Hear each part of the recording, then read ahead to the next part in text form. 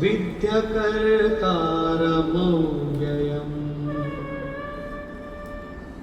હે અર્જુન, ચાતુર્વરણ્ય મયા સૃષ્ટમ. તો શું મનુષ્યોને 4 ભાગોમાં વહેંચી દીધા? ભગવાન કહે છે નહીં. ગુણ કર્મ વિભાગશઃ. ગુણોના માધ્યમથી કર્મોને 4 ભાગોમાં વહેંચ્યા. ગુણ એક આધાર છે, માપદંડ છે.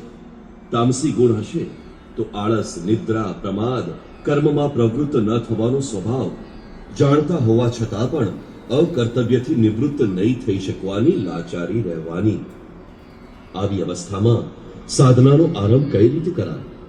2 કલાક તમે આરાધનામાં બેસો છો, આ કર્મ માટે પ્રયત્નશીલ થવા ઈચ્છો છો, પરંતુ 10 મિનિટ પણ પોતાના પક્ષમાં નથી રહી શકતા.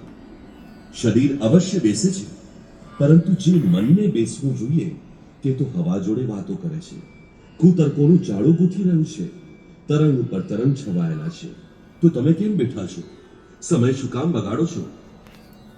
એ વખતે કેવળ પરિચર્યાત્મકમ કર્મ શુદ્રસ્યાપી સ્વભાવજમ. જે મહાપુરુષ અવ્યક્તની સ્થિતિવાળા છે, અવિનાશી તત્વોમાં સ્થિત છે, તેમની તથા આ માર્ગ ઉપર અગ્રેસર પોતાનાથી ઉન્નત લોકોની સેવામાં લાગી જાઓ. આનાથી દૂષિત સંસ્કારનું શમન થઈ જશે. સાધનામાં પ્રવેશ અપાવનારા સંસ્કારો સબળ થતા જશે. ક્રમશઃ તામસી ગુણ ઓછો થતા રાજસી ગુણોની પ્રધાનતા તથા સાત્વિક ગુણોના સ્વલ્પ સંચારની સાથે સાધકની ક્ષમતા વૈશ્ય શ્રેણીની થઈ જાય છે.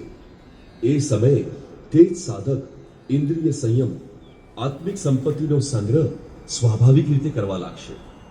કર્મ કરતા કરતા એ સાધકમાં સાત્વિક ગુણોનો વધારો થઈ જશે. રાજસી ગુણ ઓછા થઈ જશે, તામસી ગુણ શાંત થશે. તે સમયે તે જ સાધક ક્ષત્રિય શ્રેણીમાં પ્રવેશ પામશે. શૌર્ય કર્મમાં પ્રવૃત્ત રહેવાની ક્ષમતા, પાછળ ન હટવાનો સ્વભાવ, બધા જ ભાવો ઉપર સ્વામિત્વ, પ્રકૃતિના 3 ગુણોને કાપવાની ક્ષમતા તેના સ્વભાવમાં આવી જશે.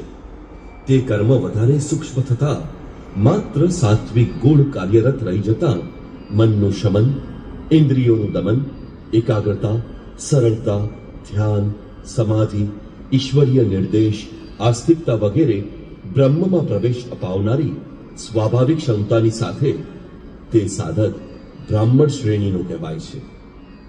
આ બ્રાહ્મણ શ્રેણીના કર્મની નિમ્નતમ મર્યાદા છે.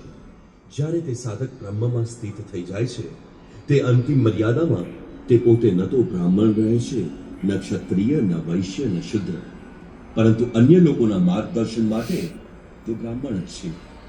કર્મ એક જ છે, નિયત કર્મ, આરાધના.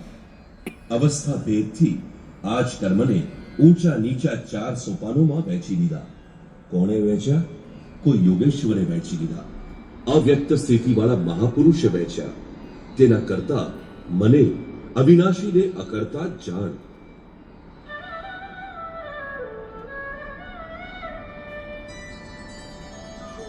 નમામ કર્માણિ લિંપંતિ ન મે કર્મ ફલે સ્પૃહા ઇતિ મામ યોગિજાનાતિ કર્મભિર્ન સબધ્યતે. કારણ કે કર્મોના ફળમાં મારી સ્પૃહા નથી. કર્મોનું ફળ શું છે? શ્રી કૃષ્ણએ પાછળથી બતાવ્યું હતું કે યજ્ઞ જેનાથી પૂર્ણ થાય છે તે ક્રિયાનું નામ કર્મ છે, અને પૂર્તિકાળમાં યજ્ઞ જેની રચના કરે છે તે જ્ઞાનામૃતનું પાન કરનારા શાશ્વત સનાતન બ્રહ્મમાં પ્રવેશ પામે છે. કર્મનું પરિણામ